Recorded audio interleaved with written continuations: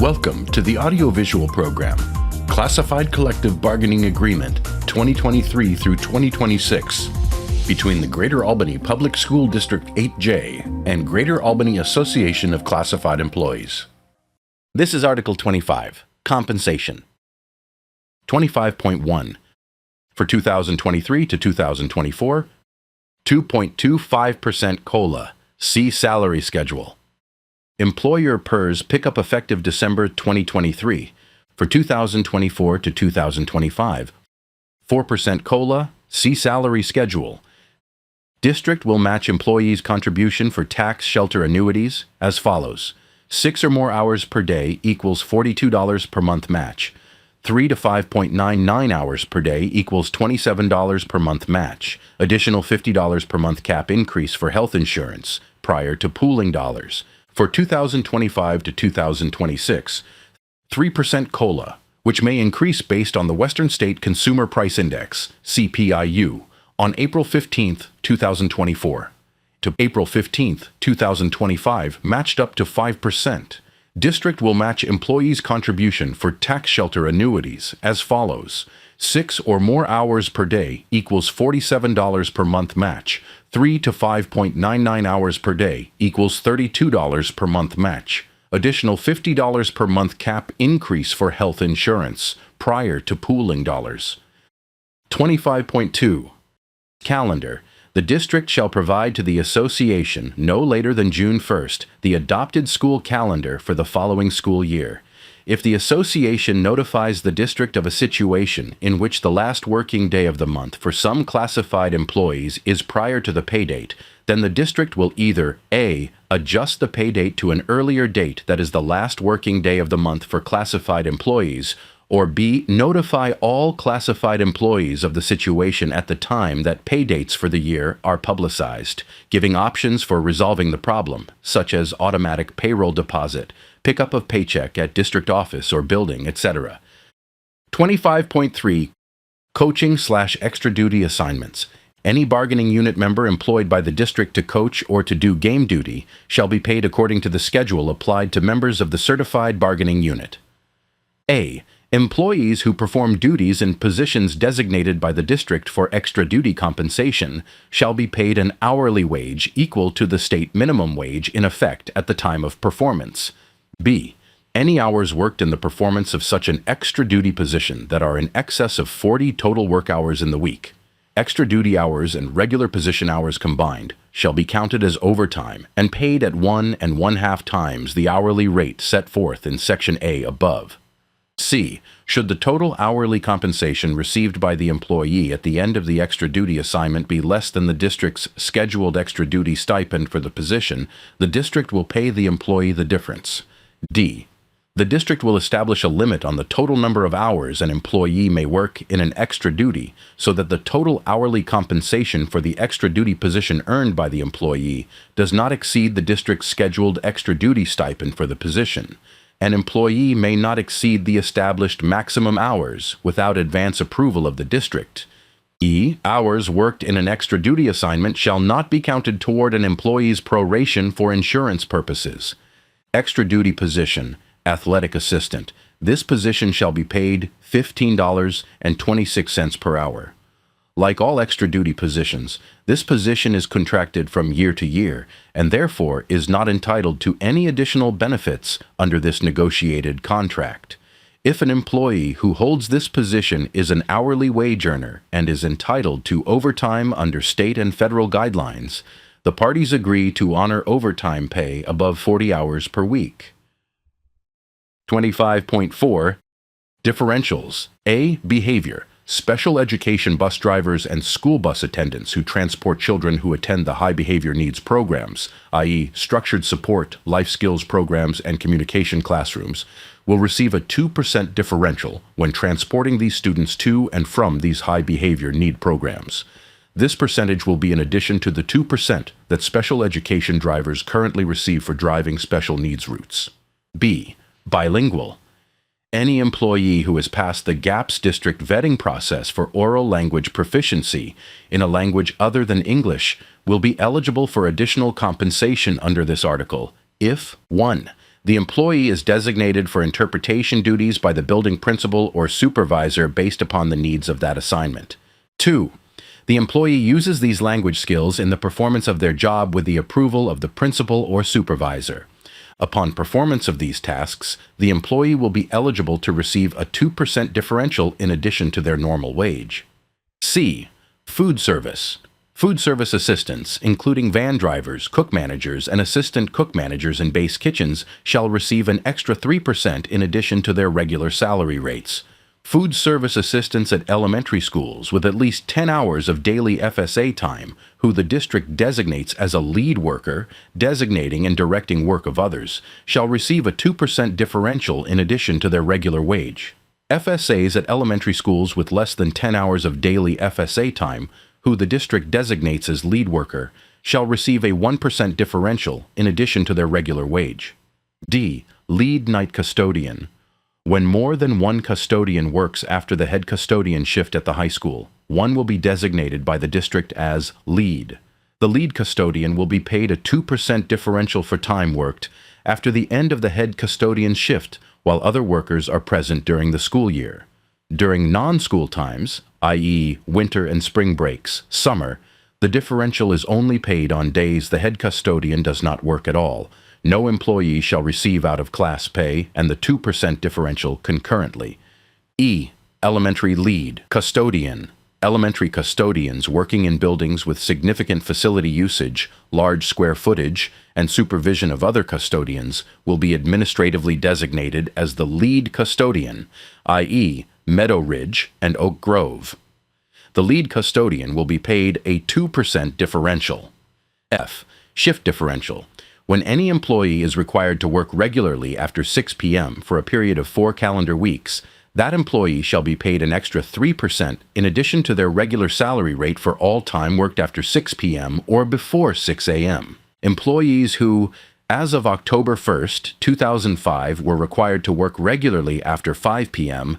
shall continue to be paid an extra 3% in addition to their regular salary rate for all time worked after 5 p.m. 25.5. Out of classification work, higher classification. An employee temporarily assigned by the district to replace an absent employee who is in a higher classification shall be considered working out of classification. An employee required to work out of classification for 2 or more hours per day for more than 5 days will be entitled to the rate of pay that is the comparable step in the new classification range, which provides a salary 1 step higher than that previously received or the first step of the new classification range, whichever is greater from the first day of the assignment. However, if a person is on the longevity step of the salary schedule, it will be calculated by multiplying the 1.04 times the 5th step on the classification the person had been on. The employee will then be placed on the salary schedule for the new job at the step that provides at least a 4% increase. To that salary will be added the longevity amount, calculated by figuring the dollar amount of the double bump in that classification, and this longevity amount will continue to be added as the employee moves across the schedule. When the employee reaches the 5th step of that schedule, the next year they will move on to the longevity step. When a person is being paid at a higher classification rate because of out-of-classification duties, any paid holidays that fall within that time period should be paid at the rate that the person was getting during the period of the holiday. For example, a custodian that works as a maintenance person during the month of December and for the first part of January would receive maintenance pay for the Christmas and New Year paid holiday. This is based on the fact that the pay before and after the holiday was as a maintenance person. 25.6. Out of classification work, lower classification. The parties understand that from time to time employees may be assigned duties temporarily from a lower classification. However, if these duties continue for 2 calendar months or more, the employees may A. Request a meeting with the supervisor making the assignments of the duties in question to obtain an explanation as to why the duties were assigned. B. Make suggestions to the supervisor, either in a meeting or in writing, as to alternative ways of providing for those duties to be performed. C. Request additional training to assist in the performance of those duties, and/or D. Request that their performance of those duties be noted in their personnel file. An employee shall not receive less pay for assignments in lower classification duties. This section does not apply to current positions or new positions whose original composition was a combination of job duties for more than one classification or situations where demotion or downward reclassification has occurred. See Section 25.716. This section does apply to positions where no additional hours can be added to provide an additional service. 25.7 Pay advance and pay draws. Each employee has the opportunity to submit up to a total of 3 requests for a pay advance and/or draw each year, no more than 1 request per month. Note: not 3 advance requests and 3 draw requests. A pay advance request would occur for the 10th of the month. A pay draw request would occur for the 15th and 20th of the month. 1 emergency request after the 20th in the lifetime of the employee. The emergency advance would count towards one of the 3 requests per year. The district has an established procedure of issuing paychecks once a month. The district recognizes that occasionally an employee will have a financial emergency that may necessitate a payroll advance or draw. The following guidelines will be followed. A. An employee wanting a payroll advance, draw, needs to submit the district pay advance draw form by 1 p.m. to the district business office. For a pay advance, submit the form by 1 p.m. by the 10th of the month. The district will process to be paid out on the 11th or the next business day. For a pay draw, submit the form by 1 p.m. on the 15th, to be paid out on the 16th or the next business day, or submit the form by 1 p.m. on the 20th, to be paid out on the 21st or the next business day. Payment will be dispersed the following day, contingent upon your financial institution. B. 3 draws, advances may be requested per year via submission the same form for all employees. C. In agreement, the district will pay out up to 1/2 of the employee's monthly net wages per request. D. Payroll advances will be limited to 1 a month and 3 advances within a 12-month period. Except for 12-month employees, no pay draws will be allowed in July or August. 25.8 Pay steps language. Newly hired employees will normally be placed at the first step on the salary schedule for their designated classification. However, if an employee has prior experience in a similar position, the district may place an employee on step in accordance with their experience. Hiring managers will recommend step placement to be authorized by Human Resources Administration. Employees will be allowed a look-back period to July 1st, 2020 to provide the district with verification of step placement correction based upon prior experience not compensated for. The employee is responsible to initiate the step advancement based upon document of experience and a written verification from the employee's supervisor. Step advancement is not eligible for retroactive payments. Beginning with the first of the fiscal year following 6 months of employment, employees shall progress 1 horizontal step on the salary schedule if performance has been satisfactory and they are continuing employment with the district. Employees advanced to a higher-paying job will be placed on the lowest salary step in the applicable range, which will give them at least a 4% increase and will continue to receive normal step adjustments. Employees who are reemployed into the same classification after a break in service, such as retirement or resignation, will be placed on a step that reflects their years of district experience in that classification. All other conditions of the contract dealing with probation, advancement, etc. will apply to each new classified employee, regardless of the initial placement on the salary schedule. In order to be eligible for a step on the salary schedule, an employee must have worked 1/2 of the days of their work calendar for that year. Unpaid leave days do not count as days worked. Paid leave days do count as days worked. When an employee is hired for additional hours in a classification with a rate of pay lower than that of the classification in which the employee is currently working, the employee shall be placed on the salary schedule for those additional hours in the following manner. A. If the employee has no prior experience within the category, then the placement will be at step 1. B. If the employee has prior experience in the category, then they will be placed on the step of the schedule that matches the total amount of category experience. 25.9 Paychecks. Employees hired after July 1st, 2010 will be required to receive their pay through direct deposit.